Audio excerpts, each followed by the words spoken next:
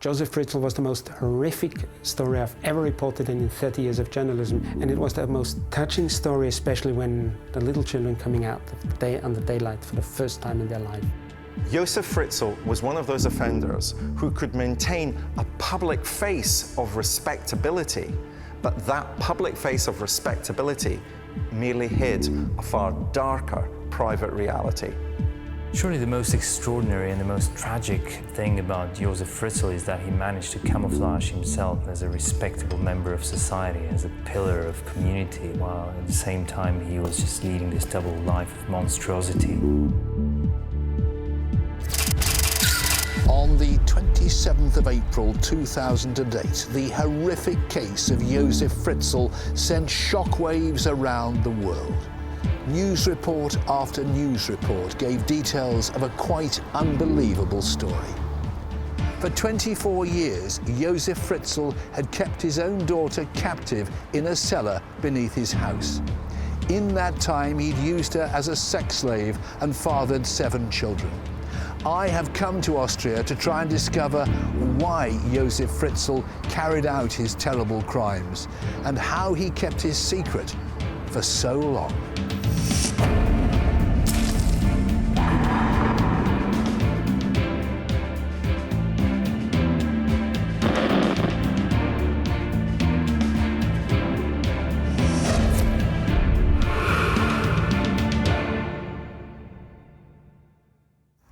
There's a way to make an entrance. This is my destiny. It was now a conspiracy of witches. Download Veely today. I'm standing here in the heart of Vienna, the capital city of Austria. Here in 2008, the world learned the gruesome details of Josef Fritzl and what he did to his young daughter. As a journalist, I find this story extraordinary. As a father, I find it abhorrent. How and why did this happen? By the age of 42, Elisabeth Fritzl had spent over half of her life living in captivity without sunlight and in cramped conditions, controlled by her father. When the police in Amstetten held a conference and broke the news of Josef Fritzl, the world's press responded. The first journalist to break the story worldwide was British-born Mark Perry, who works for a Vienna-based newspaper called Kronenzeitung. Tell me about the impact in Austria when the story of Josef Fritzl broke. It actually was a tremendous impact. People were shocked, flabbergasted. Nobody could believe it. Nobody in the whole world could believe it. But people, especially in Amstetten, the neighbors, the police officers, all of them. From the point of view of the criminal police, the missing person case, Elisabeth Fritzl, can now be deemed as solved. Nevertheless, police investigations will be continued. Where were you at the time? I was in the Waldviertel with my kids, got a phone call by my editor-in-chief. He just told me, we've got a big case unfolding here. I said, big case. It's about Fritzl. I said, yeah, because Elisabeth, she left her children on the doorstep. And he said, no, it's worse, it's worse, it's worse, it's worse. Off I went to Amstetten, and that's where I spent about 2 weeks. Josef Fritzl had made world headlines. He was born here in the somewhat unglamorous town of Amstetten in Austria on the 9th of April 1935. And it was this town and the house in which he lived that were to make world headlines in 2008. Well, I'm joined here in Austria by Professor David Wilson, Britain's leading criminologist, who's helping me to uncover the real facts behind the headlines. David Wilson, who was Josef Fritzl?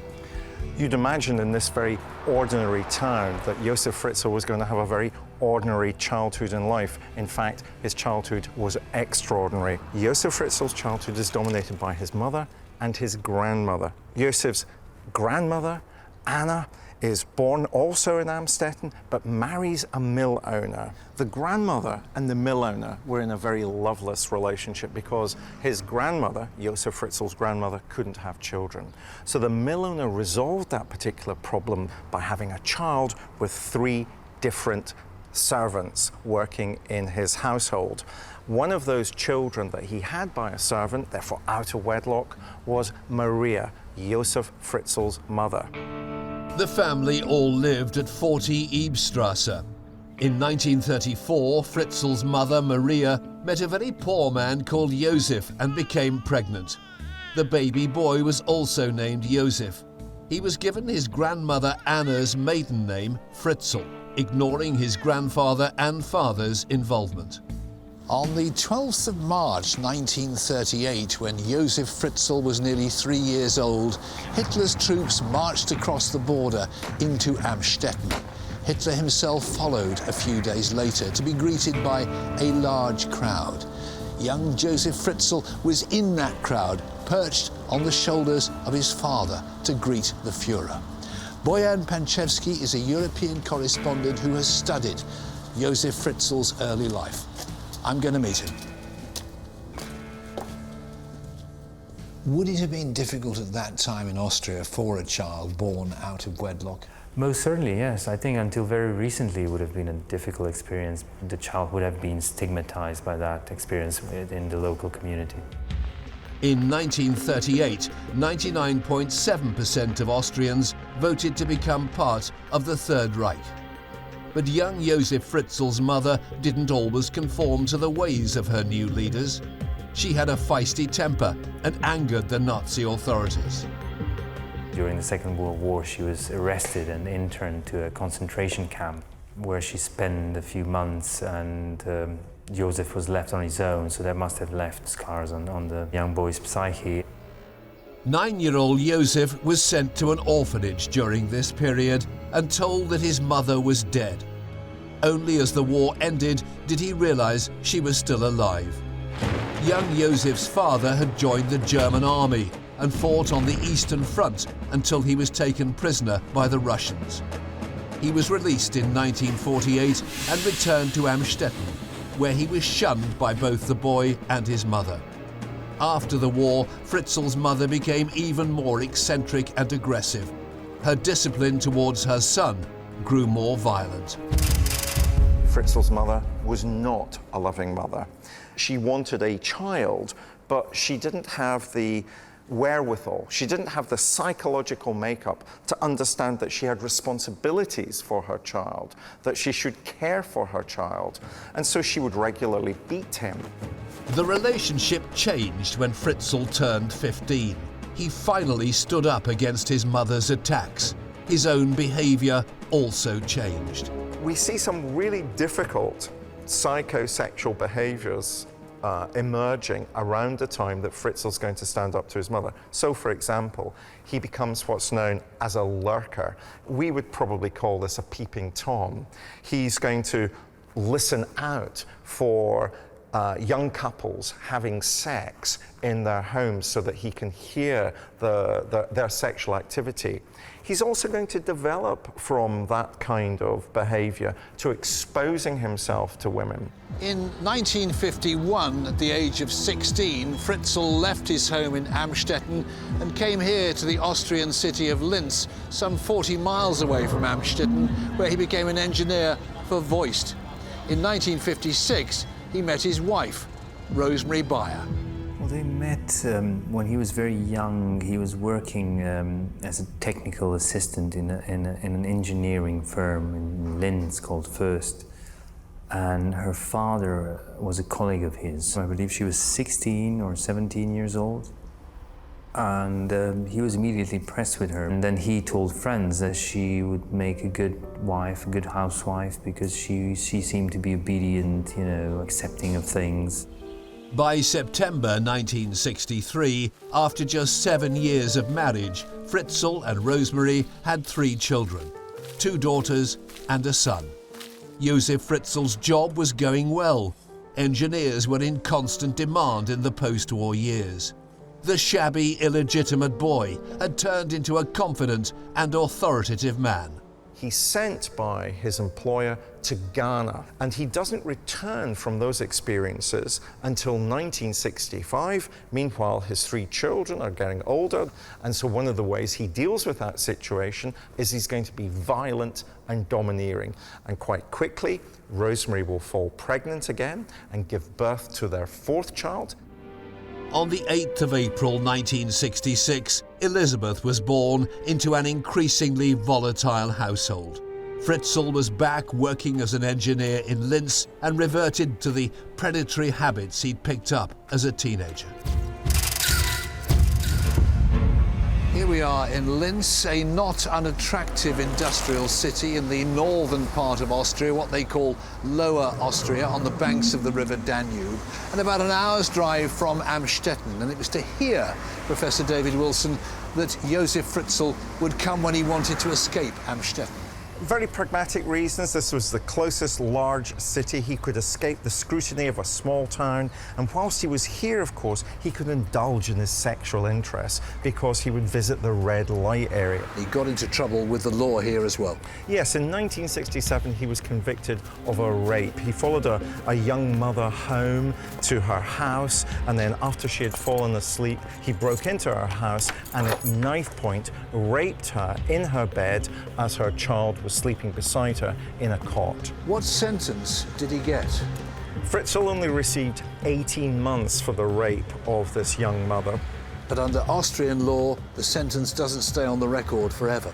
No, and that's a very crucial point. After 15 years, any offender's record is wiped clean, and therefore, as far as the state is concerned, after 15 years, that rape never took place. And as far as Fritzel's wife was concerned, it was forgiven. Yes, she stood by him. She visited him in the prison, and she never mentioned the fact that her husband had been convicted of rape. By the end of 1972, the Fritzel family had grown. There were now 7 children, 4 girls and 3 boys. Fritzel's reputation as an engineer was also growing. He was a respected member of the community, or so they thought. I've travelled to Austria to retrace the extraordinary case of Josef Fritzl and his 24-year reign of terror over his captive daughter, Elizabeth. In 1973, Fritzel was a wealthy member of the Amstetten community. His reputation was growing. He decided to go into property and purchase the Seestern guest house next to Mondsee Lake in Salzkammergut, a 3-story hotel with 40 bedrooms. He owned guest houses, he owned restaurants, he then bought this place in Mondsee, which included a restaurant and a camping place. And he ran it with a profit for a while, and then when he got financially into trouble, a place caught fire and burned down, and authorities suspected a insurance scam, but never managed to prove anything. In 1978, Josef Fritzl decided to expand the family home at 40 Ebestrasse in Amstetten. He wanted a roof terrace and a new extension in which to place 9 new flats for tenants. He also applied for permission to build a rather large cellar. The plans were approved and construction began on a major scale. Fritzel's family life is one in which we are having to deal with what the serial killer Ian Brady once described as a house divided. How there's this very public face and this private reality. So the public face is of a successful businessman, an engineer who's living a respectable life, bringing up his children, being responsible, sending them to school.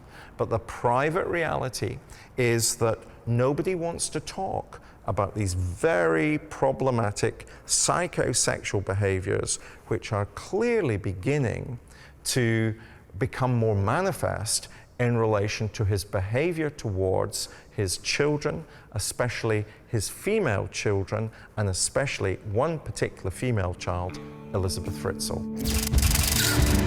The Elizabeth Fritzl was now 12 years old. Her manner reminded Fritzel of himself as a boy. He believed they had a special connection. Fritzel had become obsessed with his daughter. He spied on her and demanded to know where she was at all times. Elizabeth did have a few close friends, among them twins, Jutta and Christa. Tell me about her. What was she like? Elizabeth actually was a very lovely girl. We became friends from the moment we started going to school. I always say that the right people always come together, and that was the case with Elizabeth and I. We knew that several things in the family were not okay. Well, one sensed it, but you didn't talk about it. She was a calm person. I was also very calm. And that was why we got together.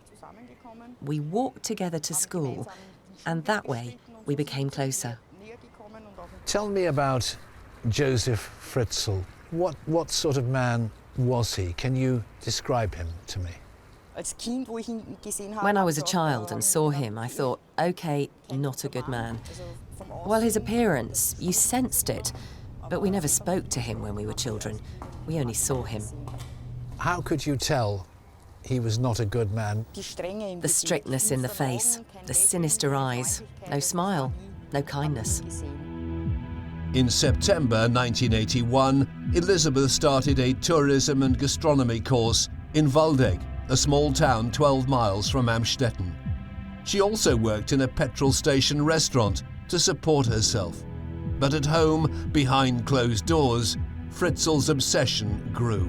In effect, what was happening to Elizabeth Fritzl in private was that her father was exposing himself to her, leaving pornographic magazines under her pillow, and was beginning to sexually abuse her. Did Elizabeth ever speak to you about her father and what her father was doing? No, she didn't really speak about it. Also, it was forbidden. I realised that it was forbidden for her. What happens at home stays at home and is not brought outside. That's why she was a very calm, quiet person. The construction work at the family home was developing.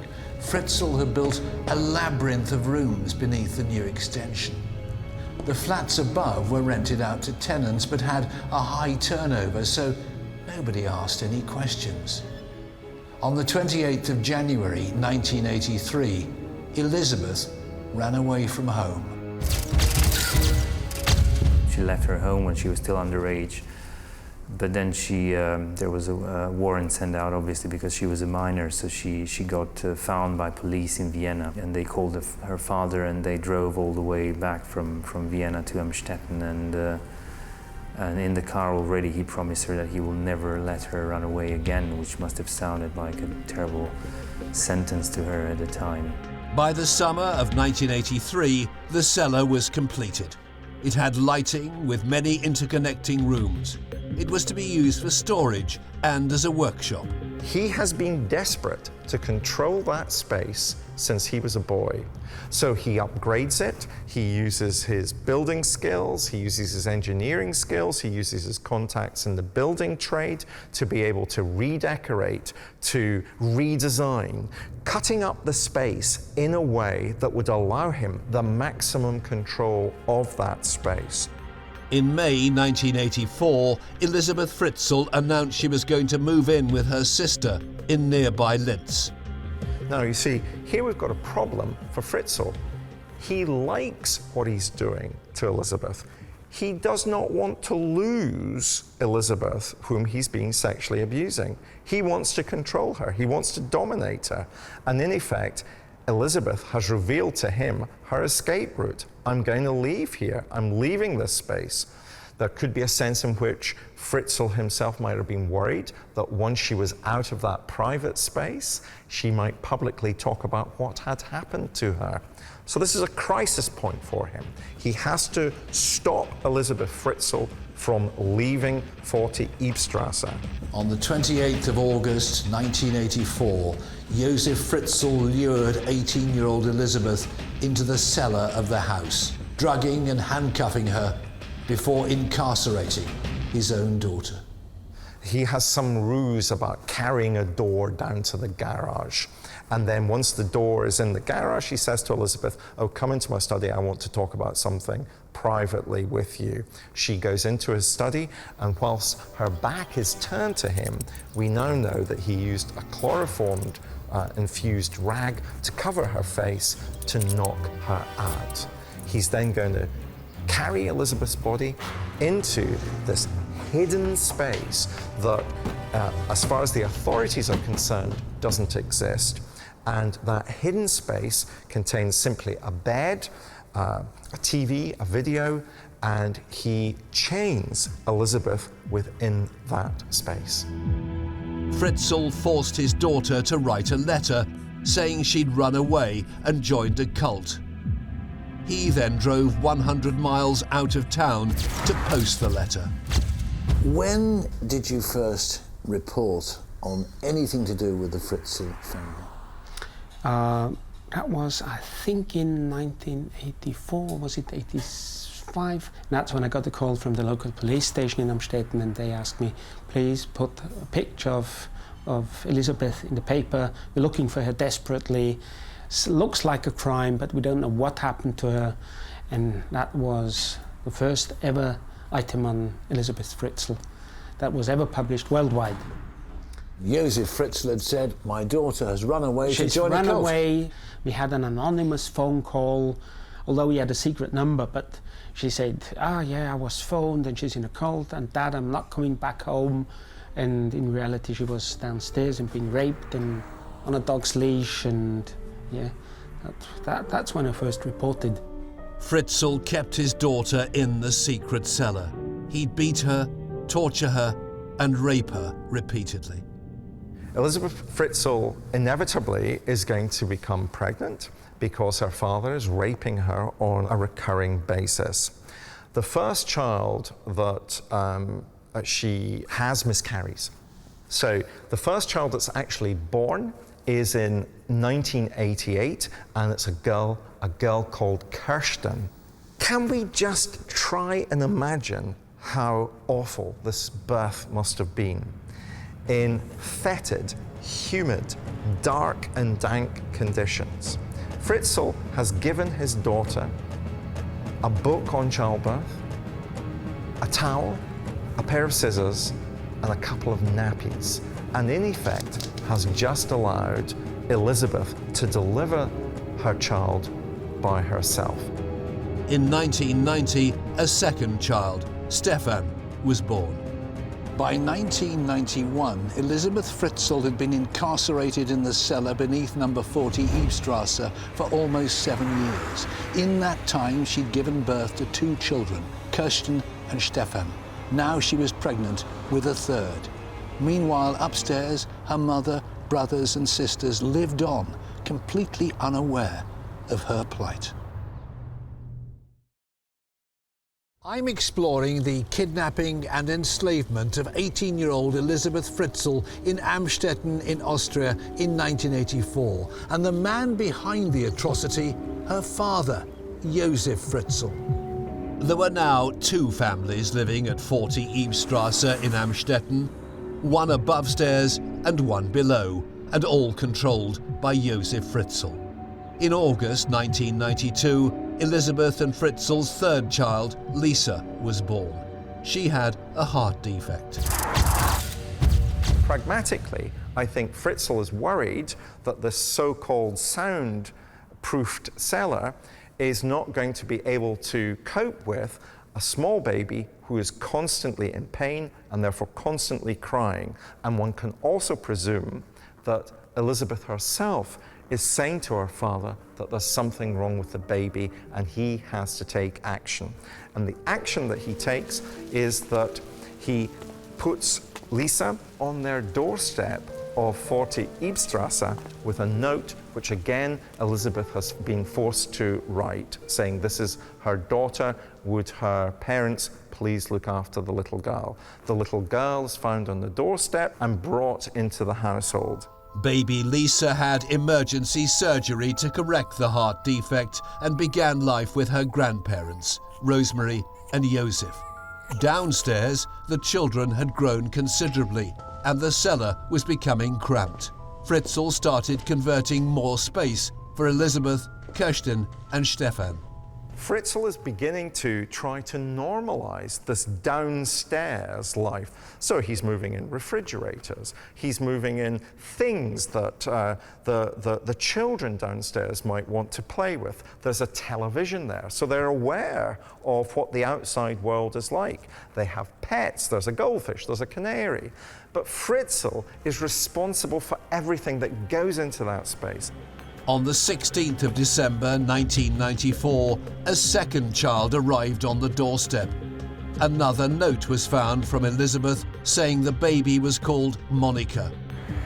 Lisa and Monica were adopted by their grandparents. British-born reporter Mark Perry ran the story of the second baby in the newspaper, Kronen Zeitung. When the babies were dropped on the doorstep, the two of them, the police constable phoned me again because I have good contact with them, and he said, yeah, we have this funny case and the baby lying in front of the door and we have no suspicions, but where's the mother? We've got to find the mother because the children, they want to grow up with a mum, with a real mum, and granddad is looking for her, and he was all the desperate father. Oh, the hell, where is she? I hope she's not been murdered or anything like that. No crime committed. Elizabeth, please, please, please phone us. As every parents who have a child going missing, because you never know what happens, murder case, kidnapping, and he put forward the story later. Oh, she's in a cult somewhere, satanistic cult, all with devils and what's her name, and all in his sick mind. And you weren't suspicious? I wasn't suspicious now. I thought, what a terrible mother. And I feel sorry for that now, because calling Elizabeth a terrible mother, but in a way, I'm not to blame because everybody believed it. On the 28th of April 1996, Elizabeth Fritzl gave birth to twins, Michael and Alexander. Josef Fritzl had now fathered 6 children with his own daughter.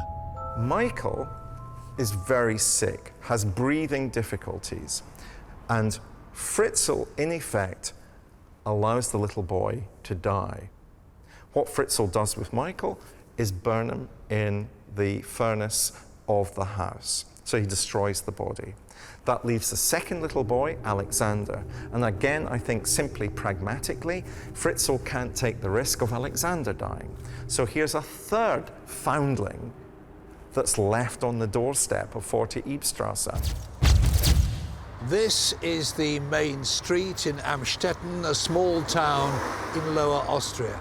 And this is the house where the Fritzl family lived, 40 Eibstrasse. Professor David Wilson, it is so ordinary. It's just a typical everyday Austrian scene. You cannot believe it, can you? Yes, the banality of evil is a phrase that comes to mind. Amstetten, a very quiet town, but look, this is a very busy street. And yet Fritzl would have us believe, would have the Amstetten authorities believe, that 3 babies could be left on a doorstep with nobody noticing. And Elizabeth Fritzl spent all those years in a cellar at the back of this property. How did she survive? Well, I think the only way we can explain that survival is her own personal resilience, and then the psychological concept of the Stockholm syndrome, whereby the person who's been taken hostage learns to accommodate the hostage taker. In other words, if the hostage wants to survive that experience, they have to do basically what the hostage taker wants them to do. And Fritzl made her frightened to try and escape. Absolutely. Part of the Stockholm syndrome is making the hostage feel as if there is literally no escape. He convinces Elizabeth that there's gas traps, that there's electronic doors, that there's no way anybody can hear her cry. It's part of the process of controlling her in that space. Josef Fritzl had control over 2 families, his upstairs life and his downstairs secret. But this still wasn't enough.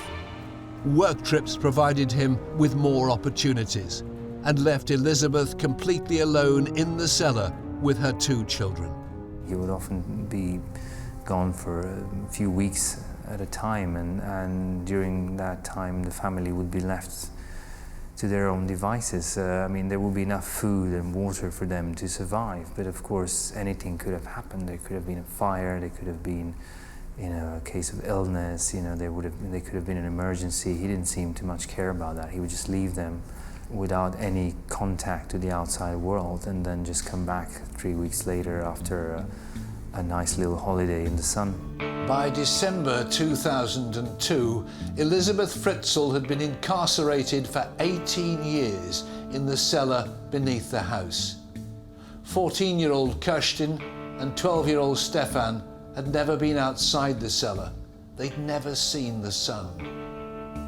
Elizabeth gave birth to a final child, a boy called Felix. Interestingly, there's a kind of mirroring going on here. Fritzl has 7 legitimate children, and Fritzl, with the birth of Felix, has 7 children through his incestuous relationship. So there's a sense of mirroring. And because he's so fond of Felix and wants Felix to inherit his world, you begin to see Fritzl trying to manage that process. How do I get this downstairs family integrated with the upstairs family? And part of that's pragmatic. He wants Felix to go to school. He realizes he can't send Felix to school, and perhaps even by this stage, Fritzl had realized there can't be a 4th foundling found on the doorstep. Fritzl started to make plans to free Elizabeth at the end of 2008. But in the middle of March that year, 19-year-old Kerstin became seriously ill. The only medication at their disposal was aspirin, so she had been given aspirin for weeks, but obviously didn't help. And Elizabeth managed to convince Fritzel to take Kerstin to the hospital. And this was probably the first time in those 24 years where she really put her foot down. She was adamant that she would just not go on if he were to allow Kerstin to die, which was probably what would have happened. On the 19th of April 2008, Elizabeth helped her father carry Kerstin upstairs before returning to join Stefan and Felix. The doctor at the hospital, Dr. Reiter, needed more medical information, but without the mother, no one could answer his questions. So a television appeal went out looking for Elizabeth, which Elizabeth saw on her television in the cellar. Elizabeth's world changed forever on Saturday, the 26th of April. Elizabeth persuades Josef that she has to go to the hospital to explain what's been happening to Kerstin. And therefore, Josef takes Elizabeth to the hospital. Dr. Reiter interviews Elizabeth, tries to get as much information as possible. And once that interview is finished, the police arrest Elizabeth, take her into a room and begin to interrogate her. And it's only when they threaten to take away her children that Elizabeth reveals for the first time what Josef Fritzl has been doing to her, and the police arrest Josef Fritzl, and the game is in effect up. Fritzl freed his other 2 children, Stefan and Felix, at the same time as releasing Elizabeth. What condition were they in, as far as you know, when they were released? Well, they were in a very bad condition at the time of their release. I mean, you have to know that Fritzl kind of did try to provide as much care as possible for them.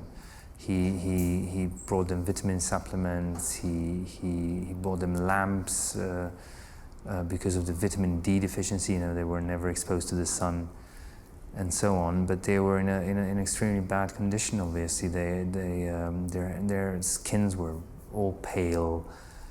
They had all sorts of infections because of the filth, of the humidity of the place where they lived. It was infested with bacteria, with insects, and so on.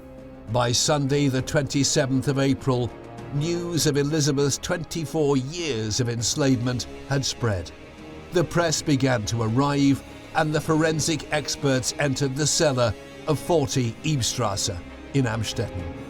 The years of abuse and rape had ended, and now the family had to adapt to a strange new world outside. I'm reinvestigating the horrifying incarceration of Elisabeth Fritzl by her father Josef and Austria's reaction to his brutal actions. It was at the end of April 2008 when the world realized the horror that was unfolding in the small town of Amstetten. Elisabeth Fritzl had revealed the unimaginable crimes of her father. But the immediate focus, though, was on her first child, 19-year-old Kerstin, who was seriously ill in hospital. Tell me a little about the reaction of, first of all, Kerstin when she woke up in hospital. Actually, very moving. I talked to the doctors.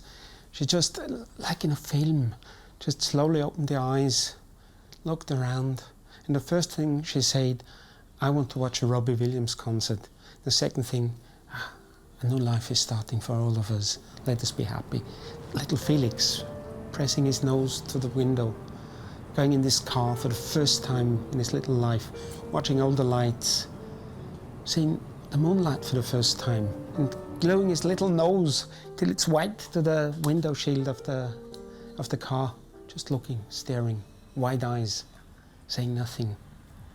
That was his first look at the normal life. Colonel Frank Polzer, the head of Lower Austria's criminal police, held an impromptu press conference on the 27th of April. He told the world that Josef Fritzl had kept his daughter in his cellar for 24 years and that she'd borne him several children. The press went wild. Boyan, tell me what the reaction was like in Austria when news of the whole Fritzl affair became public. The reports were quite erratic, and I think the newsreaders were themselves in disbelief about what they were actually reading from the local wire, which was based on a press release from Amstetten's police. Within 2 days, they had about 800 camera teams and journalists and interpreters, fixers, TV vans, satellite dishes. It is our duty to investigate the concurrent circumstances which made it possible that such crime, which shocked all of us deeply, could happen. In Austria, there was a huge backlash against the international coverage, and part of it was justified because especially tabloids from the English-speaking world were very intrusive because they were hungry, they were demanding images from the family, they were demanding details of the ordeal, and the family refused, Elisabeth refused, and she refuses this very day to be photographed, to speak to anyone. She doesn't want her story told by herself or the family. She doesn't want them to be in the spotlight. Following his arrest, the authorities ordered a psychiatric evaluation of the 73-year-old Josef Fritzl. Was he insane, or was he suffering from a deep-rooted, profound personality disorder? Dr. Adelheid Kastner was asked by the court to assess Fritzl's reasons behind his actions. Was this the most awful case you have been involved with yourself? You can't really imagine what 24 years mean. You can't. I remember I was standing down there in the cellar and thought, well, they were down there for 24 years. So now I try to imagine what that means. And I thought, well, where have I been 24 years ago, and what happened in this time? And it feels like forever. It feels like endless. Is it possible for you to paint a picture for me of what the cellar was like? It was quite a mess, with all kinds of machine parts lying around, and the writing desk, and it was a rabbit warren of rooms, of cellar rooms. And in the far corner was a a cupboard. And behind that cupboard was a door that was 1 meter per 1 meter. And it was a metal frame filled with concrete, like that. And you had to creep through it because it was only 1 meter high, to go on your knees. And then you could, behind the door, you could stand up again, and it was a corridor that was leading to another door like that. You had to go down on your knees again, and then you came to a kind of provisions room, where you had shelves and a fridge. And then you came to the living quarters. From there on, the doors were relatively normal. And the rooms were so that I could stand there, could easily stand there. And it was humid. It smelled rotten. It was not a nice place to live in. On the 16th of March 2009, Josef Fritzl was brought to trial here at St. Pölten, the capital of Lower Austria. He was charged with rape, enslavement, incest, and the murder of one of the children he'd conceived with his daughter, Elisabeth. At first, Josef Fritzl entered a plea of not guilty. What was his demeanour at the trial? He was polite. He answered the questions. He was sitting there like a stone. But he changed his plea when he saw Elisabeth. And he had to listen to her. He couldn't close his ears. He had to listen to what she was saying. And what she was saying was quite another story than he was telling. And she was telling about how horrible the time was and had been, and how brutal he had been, and how horrible the time was. And that she did not at all feel like a partner, or that she didn't see that as a partnership. That she saw it as a crime. And I think somehow this got to him. Her testimony was recorded, was video recorded, and this was used as evidence throughout the trial, as were the testimonies of some of the children. But she decided to show up as a final act of defiance. She just wanted to see him there in the dock, being put on trial, shamed, his crimes exposed for everyone to see for the first time in her life. She was over 40 years old at the time. She had been abused by him for the whole of her life, basically, ever since her early childhood. Her whole family had been abused by him. He was a tyrant. He kind of ruled over her faith for the whole of her life. And this was the one final moment where she kind of appeared as a free, independent woman, and he was on trial. So I think that appearance made an impact. He burst into tears, reportedly, and then changed his plea to guilty. After a 4-day trial, Josef Fritzl was found guilty and sentenced to life imprisonment for murder by neglect, 20 years for enslavement, 15 years for rape, 10 years for deprivation of liberty, 5 years for coercion, and 1 year for incest. Elisabeth and her children are now living a secluded life away from the media in an undisclosed location, so the children can have normal lives. It's amazing she didn't go mad, isn't it? I think she didn't go mad because she had the children. I think it would have been almost impossible for her to survive alone on her own. But she had a reason to live. She had the children. She taught the children. She tried to maintain an almost normal life. She made the children get up at the set time, and she made breakfast for the family, and she had them go to school, so to speak. That is, she taught them. She tried to maintain a normal, almost a seemingly normal life. And I think that is what saved her. Do you think, in his own strange, perverted way, he loved her? He can't love anybody. He definitely can't. Yeah?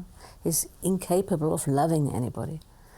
But he is convinced that he loved her. And he says, well, she was like a second wife to me. She was like my second marriage. What are your feelings now about Josef Fritzl?